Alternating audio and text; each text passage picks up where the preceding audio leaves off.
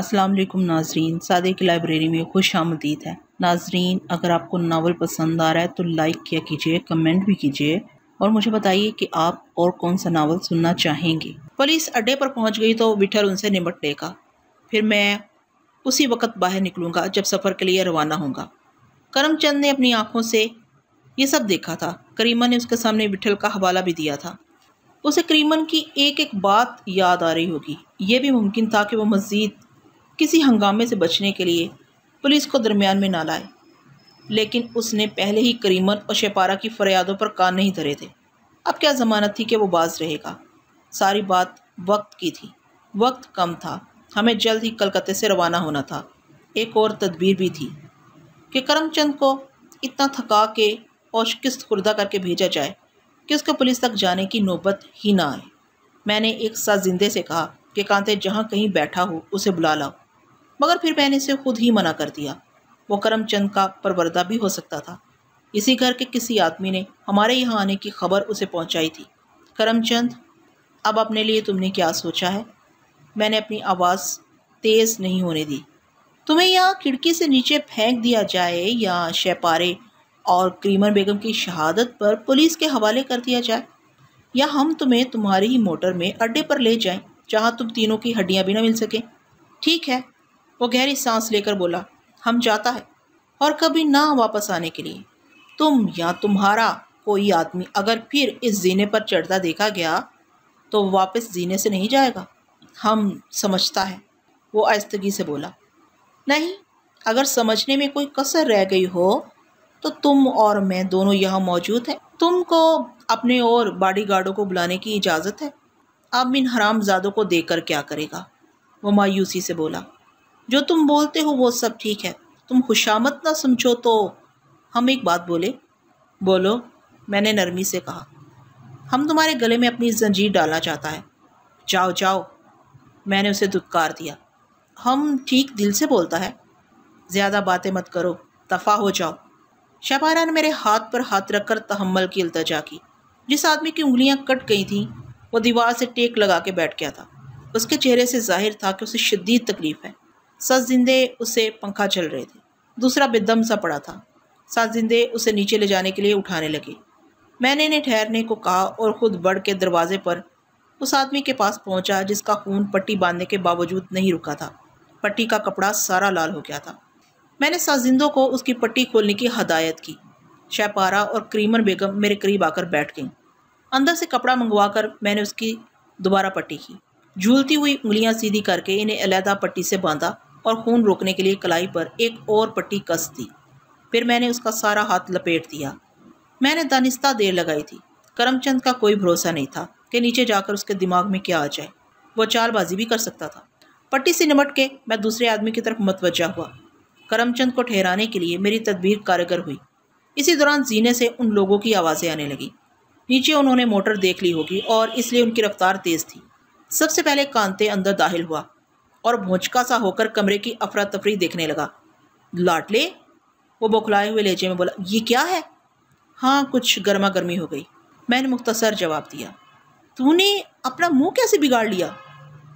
बस हो गया कांते, कांते फुनकार कर बोला। करीमन बेगम, अपने को बोलो, ये सब साला क्या है? उसने करीमन का गला दबोच लिया, साथ ही माछी धाड़ा। अपुन के लाडले पर किस हराम के जने ने हाथ उठाया? उसने गाली देकर पूछा और सेठ करमचंद को गिरेबान से उठाकर फर्श पर पटक दिया। ठहरो, मैंने चीख कर कहा, बात खत्म हो चुकी है। अपुन क्या देख रहा है लाडले? मार्टी ने भी चाकू निकाल लिया था। ये दो आदमी साथ लेके आया था और तुझको इतनी देर लगी लाडले? कांते गुस्से से बोला। देर ही लग गई, मैं उसे क्या बताता कि मेरे हाथ रुक रहे थे। क्या ये सुअर के बच्चे तेरे कुछ लगते थे? कांते, मैंने बेजारी से कहा। जाने दे। कैसे जाने दे? वो सेठ के मुंह पर उल्टे हाथ से तमांचा मारते हुए बोला। करीमन, तूने इस चूहे की औलाद को बोला नहीं कि लाडला कौन है? बताया था, खुदा की कसम बताया था। करीमन गिड़गिड़ाने लगी। फिर भी ये साला नहीं माना। हाय, कौन है ये उल्लू का पट्ठा? ये सेठ करमचंद हैं, करीमन सहमी हुई आवाज़ में बोली। ये है वो साला? कांते ने फर्श पर थूक के कहा। कलकत्ते में नया नया आया लगता है, शौकीनी करने निकला था। इधर चिड़िया भी अपने को बोले बगैर नहीं उड़ता। لاڈلے نے ضرور تیرا اور تیری ماں کے یاروں کا دھیان کیا۔ میں نے جا کے کانتے کا ہاتھ پکڑ لیا۔ استاد کے سامنے کیا یہ سوجا ہوا منہ لے کر جائے گا؟ کانتے برہمی سے بولا۔ وہ کیا بولے گا؟ کچھ نہیں وٹھل بھائی، سنیں گے تو کچھ نہیں کہیں گے۔ پر لاڈلے پہلے ادھر مجھ کو جواب دے، تجھ کو دیر کیوں لگی؟ بہت سی باتوں کا خیال تھا ورنہ کیا دیر لگتی، میں نے جھلا کر کہا۔ وہی تو میں پوچھ رہا ہوں رے۔ بتا دوں گا، تیری سمجھ میں اس وقت کچھ نہیں آئے گا۔ ایمان سے اپنی سمجھ میں تو کچھ نہیں آ رہا ہے۔ وہ سر جھٹکنے لگا۔ میں چاہتا تھا کہ انہیں اٹھا کر نہ لے جانا پڑے۔ تجھے یاد نہیں کہ ہمیں آگے جلدی جانا ہے؟ میں نے سرگوشی میں کہا۔ لاتوں کے بھوت تیری باتوں سے مان جاتے۔ خیر جو تو بولتا ہے، تو پڑھا لکھا ہے، سمجھ کی بات ہے، میری گدی تیرا ساتھ نہیں دیتی۔ کانتے اونچی آواز میں بولا۔ ان کو نیچے پہنچانے کا انتظام کرو، زینے پر لوٹ دیتا ہوں، اپنے آپ چلے جائیں گے۔ لوٹنے کو تو میں بھی لوٹ سکتا تھا۔ یہی تو میں بول رہا ہوں، اور یہی بات تیری عقل میں نہیں آ رہی ہے۔ تجھ کو کچھ آگے پیچھے کا ہوش نہیں، تو چپ رہ۔ کرم چند اور اس کے آدمیوں کو نیچے چھوڑ کر وہ اوپر آئے تو میرے گرد اکٹھے ہو گئے۔ کمرے میں کچھ دیر تک سکوت طاری رہا۔ میں نے زبان نہیں کھولی۔ ماچی کریمن سے سوالات کرنے لگا۔ جب تک کریمن نے انہیں ایک ایک بات نہیں بتا دی، ان کی تسلی نہیں ہوئی۔ سازندے بھیگے ہوئے کپڑوں سے قالین سے خون کے دھبے مٹانے کی کوشش کر رہے تھے۔ ایک ملازم چائے لے آیا۔ شپارہ نے چائے، دودھ اور چینی ملا کر سب کو پیش کی۔ رات بہت ہو گئی تھی۔ کانتے اٹھا۔ اس کے اٹھ جانے پر سبھی اٹھ گئے، لیکن میں بیٹھا رہا۔ کیوں لاڈلے؟ کانتے ترشی سے بولا۔ تو نہیں چلے گا؟ مجھے کریمن بیگم سے ایک بات کہنی ہے۔ کیا بات ہے لاڈلے میاں؟ بندی سے کوئی غلطی ہو گئی ہو تو معاف کر دینا۔ کریمن مضطرب آواز میں بولی اور میری شکل دکھنے لگی۔ کریمن بیگم، شپارے اب نہ کبھی گائے گی نہ ناچے گی۔ کریمن کے ہونٹ لرز کر رہ گئے۔ تم نے سیٹھ کرم چند سے 2 لاکھ روپے کا کہا تھا، وہ میں تمہیں دے دوں گا۔ میں نے اس کا جواب دینے سے پہلے تیزی سے کہا۔ شپارے اب میری ہے، اس کا تم سے کوئی واسطہ نہیں۔ ابھی میں سفر پر جا رہا ہوں، تم کو 25,000 روپے کل کانتے کے ذریعے مل جائیں گے۔ باقی رقم میرے آنے پر ملے گی، جب میں شپارے کو یہاں سے لے جاؤں گا، لیکن اس عرصے میں بالا خانہ بالکل بند رہے گا۔ کانتے تمہارے اور شپارے کے خرچے کے لیے 500 روپیہ ماہوار دیتا رہے گا، منظور ہے؟ شپارہ کی بےتاب نظریں میرے چہرے پر مچل رہی تھیں۔ کریمن نے فوراً کوئی جواب نہیں دیا۔ کمرے میں سوئی بھی گرتی تو آواز آ جاتی۔ وہ سب مجھے عجیب نگاہوں سے دیکھ رہے تھے، جیسے میں پاگل ہو گیا ہوں۔ شپارے تمہارے پاس میری امانت کے طور پر رہے گی، اور میں تمہیں صاف بتا دوں کہ مجھے یہاں سے اسے کسی اور بالاخانے پر نہیں لے جانا ہے۔ اگر تم اسے کچھ بھی ہمدردی رکھتی ہو تو میری بات مان لو گی، اور یوں بھی کہ شپارے کی مرضی کے مطابق ہے۔ بولو تمہارا کیا جواب ہے؟ تم حواس میں تو ہو لاڈلے میاں؟ کریمن کانپتے ہوئے لہجے میں بولی۔ میں بالکل حواس میں ہوں، میں نے اپنی آواز پر ضبط پاتے ہوئے کہا۔ تمہیں آج نہیں تو کل شپارے کو کسی نہ کسی کے حوالے کر ہی دینا ہے، تو میرے حوالے کرنے میں کیا حرج ہے؟ یہ تمہارے ساتھ اتنے دن رہی ہے، کچھ تو اس کی منشا کا خیال کرو۔ اگر تم نہیں مانو گی تو میں اسے یہاں سے اٹھا کر نہیں لے جاؤں گا، لیکن میں تم سے کہتا ہوں ایک دن یہ ضرور گھٹ گھٹ کے مر جائے گی۔ رقم کچھ کم ہو تو مجھے بتا دو۔ سیٹھ نے مجھ سے یہی کہا تھا کہ تم نے 2 لاکھ روپے مانگے ہیں۔ وہ 2 لاکھ پر آمادہ نہیں تھا، ورنہ پہلے ہی دے دیتا۔ پھر کسی وقت بات ہوگی لاڈلے میاں، تم جا کر آرام کرو۔ بات اسی وقت ہوگی۔ کیا تم مجھ پر یقین نہیں کرتی؟ کیا تمہیں شک ہے کہ میرے پاس رقم نہیں ہے؟ ان کی بات کی ہے، پہلے تم بتاؤ کہ تمہیں کوئی انکار ہے؟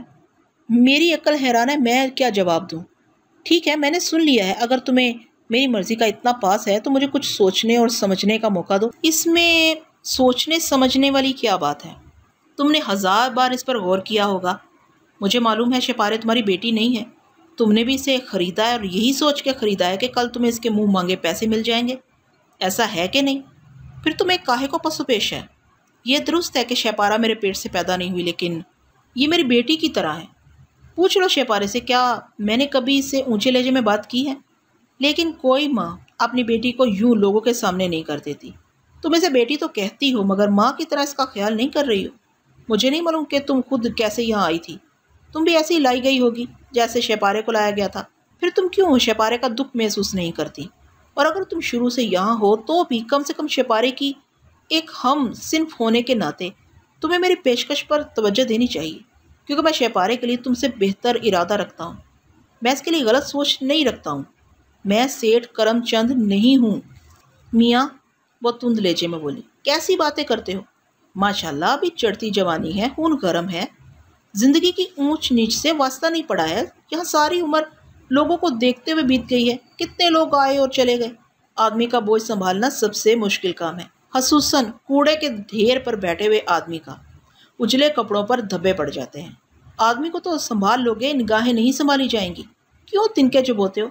किस बदनसीब का जी यहाँ रहने को चाहता है, पर जो लिखा है उसे कैसे कोई मिटा सकता है। ज़मीन पर रहने वाले को ज़मीन ही की तरफ देखना चाहिए। तुम 2 ही मुलाकातों में शेपारे के अजीज़ हो गए, और जो इसके साथ मुद्दत से है उसे उसका बुरा भला सोचने के लिए थोड़ा वक्त देने को भी तैयार नहीं हो। रही करमचंद की बात, तो क्या तुम्हारा ख्याल है मैं शेपारे को हमेशा के लिए उस हरजाई के हवाले कर देती?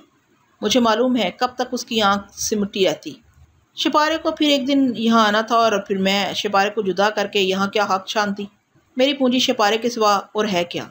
सभी ऐसी बातें करते। मैं जानता हूँ सोचने का वक़्त मांगना टालम टोली है। हैदराबाद का बाजार बंद नहीं हुआ है। तुम्हारे पास पैसे होंगे तो तुम 10 लड़कियाँ और ले आओगी। यहाँ पहले एक परी बेगम भी थी, अब नज़र नहीं आ रही है, वो कहाँ गई? रकम ज़्यादा दरकार हो तो बता दो, मैं सौदेबाजी नहीं करूँगा। और तुम्हें यहाँ बैठने की क्या ज़रूरत है? तुम अब अल्लाह अल्लाह क्यों नहीं करती? अगर तुम यकीन रखती हो कि अल्लाह मियाँ ये बातें पसंद नहीं करता, तो इसी का एहसास कर लो, और चाहो तो शेपारे के साथ ही रहो। तुम इतना रुपया लेकर कहाँ जाओगी? क्यों इतनी हवस करती हो? ज़्यादा अड़ी मत करो करीमन। कांते उसे चुप देकर नाराज़ी से बोला। लाडला इतनी बातें बोल रहा है। ठीक है मियाँ, तुम जैसा कहते हो वही ठीक है। खासी देर के बाद करीमन ने झिझकते हुए जुबान खोली। सफ़र से वापस आ जाओ, मेरा वादा है कि शेपारे तुम्हारी ही रहेगी।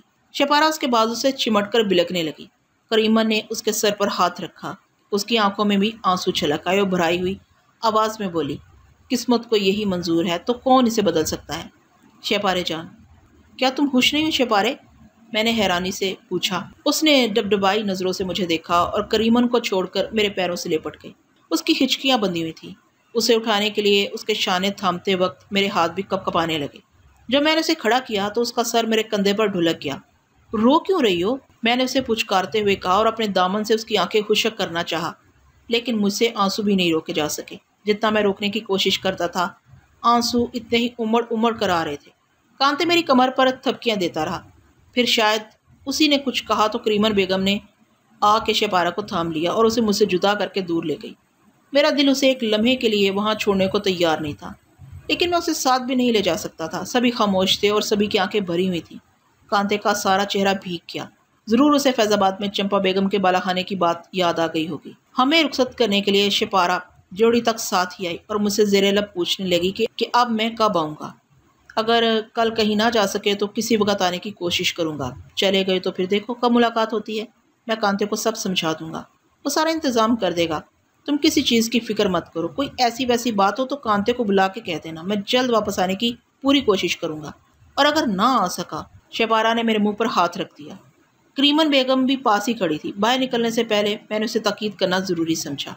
मैं अगर ना आ सका तो कांते इसी शहर में मौजूद है, रकम इसी के पास होगी। ये तुम्हें अदा करके शेपारे को अपने साथ ले जाएगा। तुम चाहोगी तो कांते तुम्हारे और शेपारे के लिए किसी अच्छी जगह मकान का बंदोबस्त भी कर देगा। लेकिन अच्छी तरह सुन लो, तुमने दरमियान में कोई चाल चली, यहाँ शेपारे को किसी और के सुपुर्द किया तो फिर समझ लेना मैं अकेला नहीं हूँ। ज़बान दे चुकी हूँ मियाँ। करीमन ठंडी सांस भरकर बोली। मैंने शेपारा को एक नज़र देखा और ड्योढ़ी से बाहर निकल आया। उसकी टिमटिमाती आंखें दूर तक मेरे साथ चलती रहीं। गली सुनसान पड़ी थी। टलवा अड्डे के बाहर खम्बे की रोशनी में चौसर खेल रहा था। उसने बताया कि विठल, पीरू और जामू ऊपर फ्लैट में जाकर फिर नीचे नहीं आए। थोड़ी देर में कब्बन खान, वज़ीर और वह तमाम आदमी भी आ गए जो हमसे अलग होकर दूसरे बालाखानों पर गए थे। कांते ने वहीं किसी आदमी के ज़रिए उनसे कहलवा दिया था कि हमारा इंतज़ार न करें, गाना सुनने के बाद खुद अड्डे पर पहुंच जाएं। कब्बन खान आहें भरता हुआ आया था। लूट लिया कलकत्ते वाली ने, लूट लिया कांते, हाय तुम्हारे कब्बन को लूट लिया। वो कांते के सीने पर सर रगड़ते हुए बोला। संभल कब्बन, हर वक्त मस्करी अच्छी नहीं होती, कांते तरशी से बोला। कब्बन खान यकलख्त सीधा हो गया और कांते को घूरने लगा। आने वाले शोर मचाते हुए आए थे, पर हम में से किसी ने उनसे कुछ नहीं कहा था। कांते, कब्बन खान मुंह बगाड़ कर बोला, तेरी माँ मर गई है क्या? हाँ कब्बन, कुछ ऐसा ही जान ले। क्या बात है जानी? कब्बन खान ने उसे बाजुओं में भर लिया। कब्बन, इस वक्त कुछ बात मत कर, जा सो जा जाके। कांते उकता कर बोला। बताएगा नहीं तो नींद नहीं आएगी ना कट्टू। मालूम नहीं कांते ने कब्बन खान को क्या बताया। मैं उनके दरमियान से हटकर ऊपर चारपाई पर आकर लेट गया। मुझे गहरी नींद आ गई। सुबह नसीम मियाँ ने मेरे पैर का अंगूठा हिलाया तो मेरी आंख खुली। उठ जाओ नौशा, उठो सोने वालों के मैं आ चुकी हूँ। वो आहिस्ता आहिस्ता मुझे आवाज़ें दे रहा था। धूप मुंह पर आ गई है, नीचे शहजादे का इंतज़ार हो रहा है। मैं हड़बड़ाकर उठ बैठा। नसीम मियाँ सच कह रहे थे। धूप मेरे सारे जिस्म पर फैली हुई थी। मुंह हाथ पैर धो के मैं नीचे आया तो सब मेरा इंतज़ार कर रहे थे। सबकी नज़रें मुझी पर मरकूज हो गईं। मुझे यकीन हो गया कि रात वाली बात विठल को मालूम हो गई है, लेकिन ना विठल ने मुझसे कुछ कहा ना किसी और ने। नाश्ते के बाद मेरा इरादा कांते को बैंक ले जाने का था। पता चला कि गाड़ियाँ आ चुकी हैं। कल की तरह आज भी विठल ने हमसे गुरुदयाल के बाग में जाने को कहा। वहाँ से वापसी शाम को होती और बैंक बंद हो जाता। बस यही अच्छा हुआ कि विठल और पीरू हमारे साथ नहीं गए, नहीं तो मुझे बाग से लौट के आना पड़ता। रास्ते में एक बैंक नजर आया तो मैंने गाड़ियाँ रुकवा ली और कांते के साथ इमारत में दाखिल हो गया। मैंने कांते के नाम 2 लाख रुपए का एक चेक लिख के और इसके अकाउंट का फॉर्म भर के मैनेजर के सामने पेश कर दिया। वो इतनी बड़ी रकम का चेक देकर तज़ब्ज़ब में पड़ गया। मैंने उसकी तसल्ली के लिए जमा की हुई रकम की रसीदें दिखा दी। हमसे पूछे बगैर उसने हमारे लिए सोडा लेमन की ठंडी बोतलें लाने का हुक्म दिया। मैं इनकार करता रहा। वो नहीं माना और मुझसे पूछने लगा कि क्या मैं बम्बई में रहता हूँ। कभी रहता था। मुझे चलने की जल्दी थी, सो मैंने मुख्तसर बात की। क्या कारोबार है जनाब का? कोई खास नहीं, मैंने सरसरी जवाब दिया। ज़मींदार होंगे?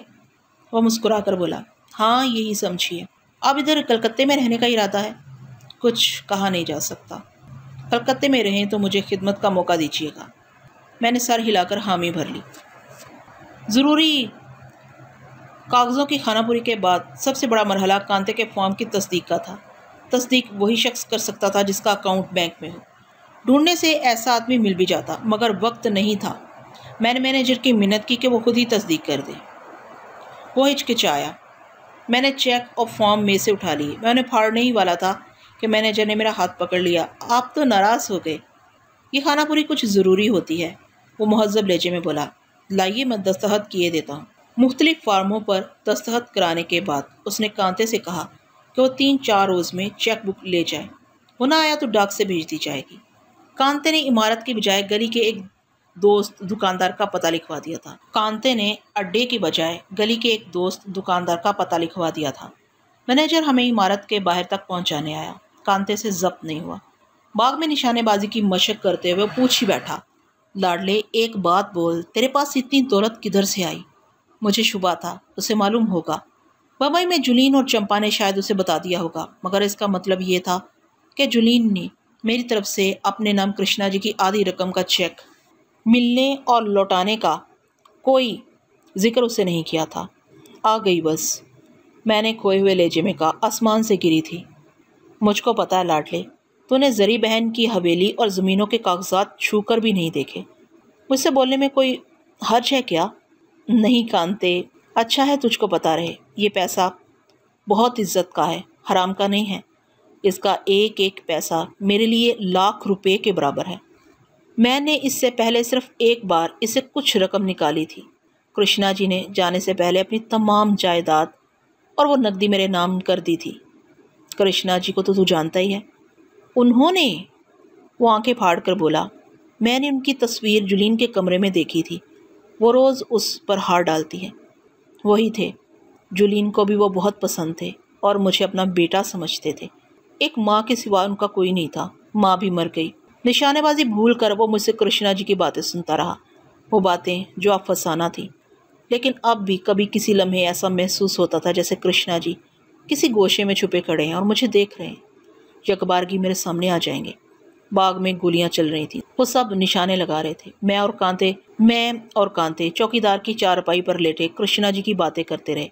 दोपहर को पीरू और विठल बाग में आ गए और आते ही उन्होंने एक एक आदमी से निशाने लगवा कर देखा तो तकरीबन सभी के हाथ तमंचों और बंदूकों पर रवां हो गए थे। टिड्डे का निशाना हम सब में तेज था। उसने एक उड़ते हुए परिंदे को गोली मारकर गिरा लिया था।